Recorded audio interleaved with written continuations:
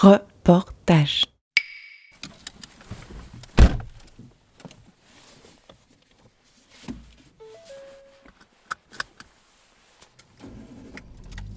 Prête ? Non. Alors, je te mets ça sur les yeux. Super. Est-ce que tu vois quelque chose ? Non. Rien du tout ? Rien. Ah pardon. Excuse-moi. Est-ce que tu arrives à respirer ? Je respire. Eh ben c'est parti. Allez.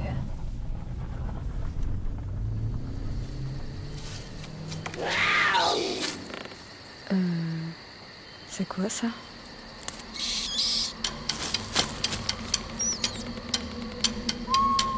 Une citadine dans la brousse. Parce qu'on peut tous être aventuriers. Même elle, même toi. On se revoit dans combien de temps ? Une semaine. Dans une semaine ? Alors dans une semaine, je reviens te chercher. Ok. Bon ben, salut. Salut.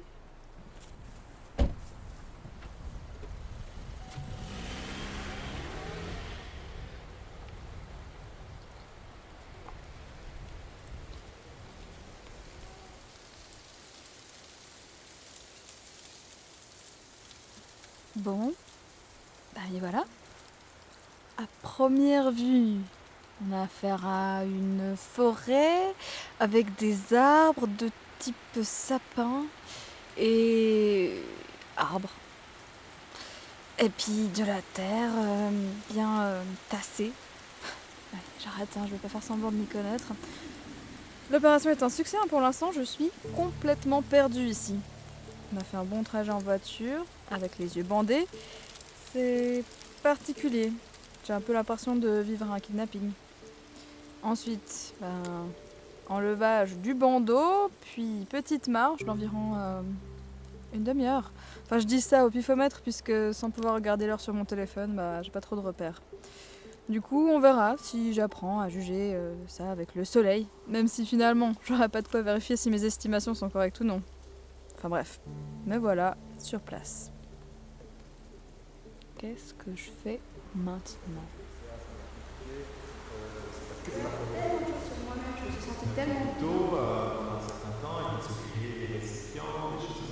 Il est nécessaire pour moi d'avoir une préparation adéquate, donc de bien étudier le lieu où on va se rendre, d'avoir un minimum de compétences pour les besoins vitaux, médecine, l'alimentation, l'eau, savoir faire un petit feu éventuellement, savoir dormir sans avoir froid.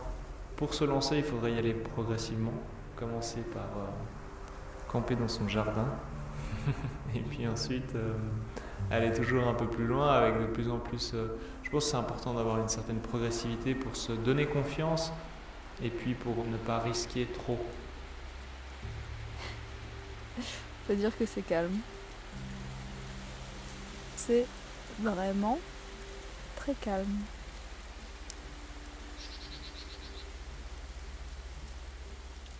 Très, très calme.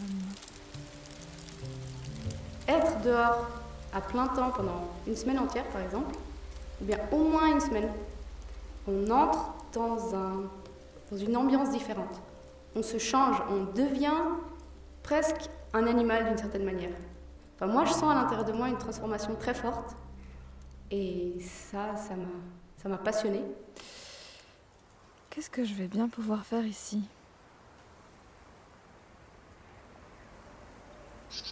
Bon allez, on se motive. Pour commencer, va falloir se préparer mon petit nid pour passer la nuit.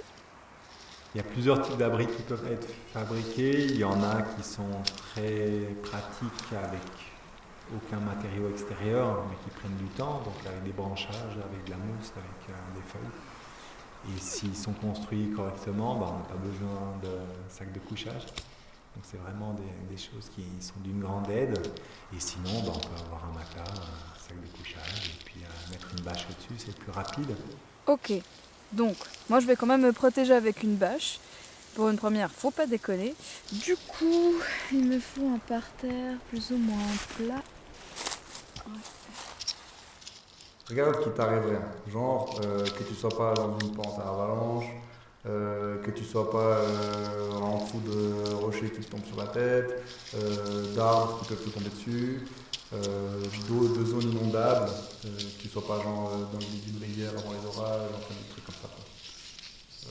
Ouais. Glissement de terrain, enfin voilà, c'est ça. Si tu focuses déjà sur ça, c'est pas mal à faire. Là. Ouais, là ça devrait le faire, je pense. Ouais, toujours un peu des racines, hein, mais.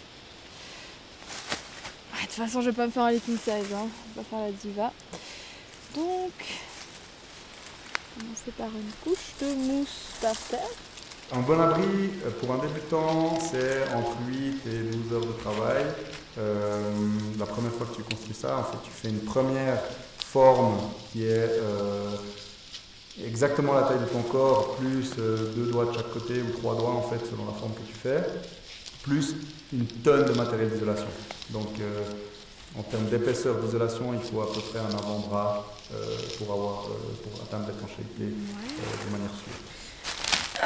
Est-ce que c'est confortable comme ça? Je suis pas encore au niveau préconisé par Nino, mais il y a quand même un petit côté maison de nymphe. J'aime bien. Du coup, il ne manque plus que la bâche contre la pluie. La plupart du temps, moi je pars avec mon sac de couchage et une housse de sac de couchage imperméable pour pas que le sac se mouille en cas de pluie. Ok, ma petite bâche, c'est bien. Parfois je prends des sandales avec, parce que je marche pieds nus la plupart du temps. S'il y a des ronces, vraiment un champ de ronces impénétrable, là je mets mes sandales. Sinon je passerai la journée entière à traverser le champ de ronces, centimètre par centimètre. Et une casserole. Bon, c'est spartiate, hein. Mais j'ai l'impression que c'est pas mal pour mon petit chez moi. Qu'est-ce qu'il me faut d'autre? Il me faut faire du feu. Donc, du bois bien sec, pas trop pourri à l'intérieur. Ouais. Alors, la technique de feu par friction, c'est quand même quelque chose qui demande pas mal d'entraînement. Le matériel qu'on utilise, les bois qu'on utilise pour les frotter les uns contre les autres, sont aussi des essences particulières qui doivent être très sèches. Il y a quand même plein de chances que ça ne réussisse pas. Ah, et puis peut-être que ce serait pas trop mal d'avoir aussi des pierres pour l'âtre. Parce que si déjà j'arrive à allumer mon feu, je vais essayer de pas allumer toute la forêt avec. Hein. Des pierres.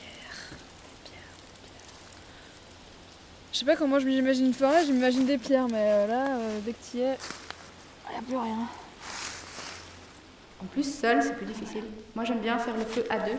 Donc, on a la double force de friction. Après, tu peux prendre un briquet avec. C'est de la triche. Parce que c'est un outil que tu peux pas fabriquer toi-même. C'est quelque chose d'industriel.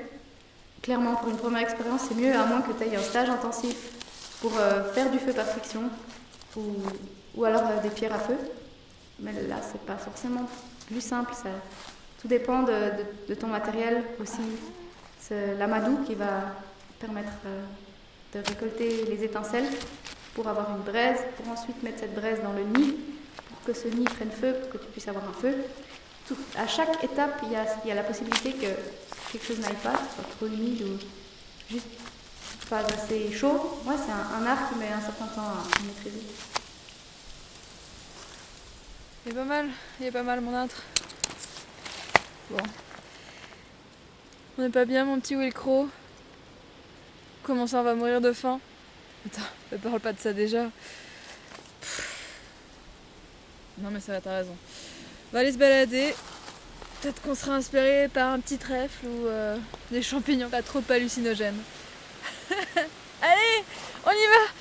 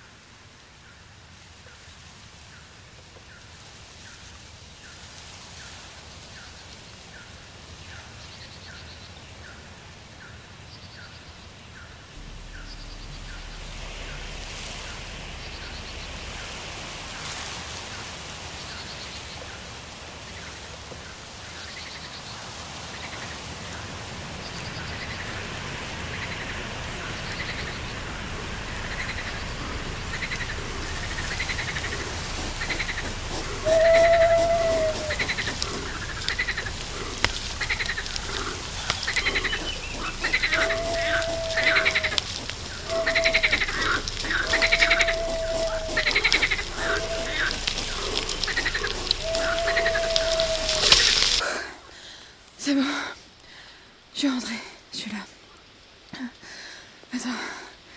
Il faut que... Ok. Je retrouve l'endroit où je suis. Ok, c'est bon. Le micro, faut que je te raconte. C'était horrible. Mon pire cauchemar s'est réalisé en fait.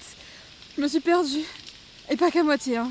Ça fait des heures que je tourne en rond dans cette foutue forêt. Je te promets, j'en peux plus.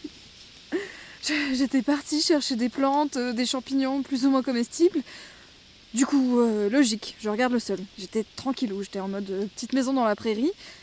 J'avais peut-être un peu la confiance parce que du coup j'ai fait un bout de chemin, j'ai essayé de me rappeler, je tournais à gauche, à droite, je pensais savoir comment rentrer. Sauf qu'au bout d'un moment, mon disque dur sature. Alors logique, je me dis je vais rentrer. Sauf que au bout d'une trentaine de minutes, je me suis rendu compte que j'étais à l'ouest. Enfin, à l'ouest. Déjà que je confonds la gauche et la droite. En tout cas, je reconnaissais clairement pas mon chemin. L'angoisse. Du coup, je me suis dit, je vais le faire à l'instinct. Hein. J'ai tourné 3-4 heures, j'avais juste envie de pleurer dans les seins de ma maman. J'avais envie que, je sais pas, le père de Simba apparaisse dans les nuages, qui me dise n'oublie pas qui tu es. Ah, et si jamais ton campement, il est juste là. Enfin bref, j'étais dans un état second. Hein. J'aurais vendu mon âme pour pouvoir utiliser Google Maps. D'autant plus que le soleil va baisser de plus en plus. Et là, tu te rends compte à quel point tu te sens vulnérable dans un environnement que tu ne maîtrises pas. Je crois même que j'ai compris à ce moment-là pourquoi l'homme s'est toujours battu contre la nature trop sauvage. Enfin bref, heureusement à un moment, j'ai reconnu un coin à champignons que j'avais déjà croisé. Je vais pas être très loin, du coup, hop, je grimpe sur un monticule. Et là, non mais le ridicule. Je te promets, j'ai remarqué que ma bâche était à seulement 3-4 mètres de là. Un mélange de honte et de jubilation d'un seul coup. Je pense que j'étais passée là au moins 2, 3, 4 fois, mais il faut croire que mon chez-moi était trop bien camouflé. Bref, je suis hyper soulagée d'être de retour. J'imaginais déjà une nuit sans sac de couchage, sans feu, complètement vulnérable aux intempéries et aux loups-garous qui peuplent sans doute cette étrange contrée. Enfin, surtout le feu en vrai. Parce que comme une championne, j'étais partie sans ma gourde. Enfin, comme une gourde, on peut dire. Et sans mes allumettes. Et je t'avoue que je maîtrise pas encore les techniques archaïques pour faire du feu. En conclusion, I'm back, bitches. Et j'ai appris plein de choses. Premièrement, le feu, c'est la vie. Même si c'est pas si facile à faire. En fait, cette petite mésaventure dans la forêt m'aura remis un peu les idées en place. Déjà, j'ai vu des biches et des lièvres. Et ça, c'est magnifique. Donc la forêt, c'est aussi magique qu'hostile. Et au final, j'aurais surtout appris que lorsque je m'éloigne de mon campement, il faut en tout cas prendre une gourde et des allumettes pour faire du feu. Parce que le plus dangereux dans cette situation, ce serait le froid, pas les animaux. Et dans le cas où on partirait pour une expédition plus risquée, il serait peut-être judicieux de prévenir un proche ou d'avoir un téléphone pour se faire secourir. Bref, tout ce que j'ai pas fait.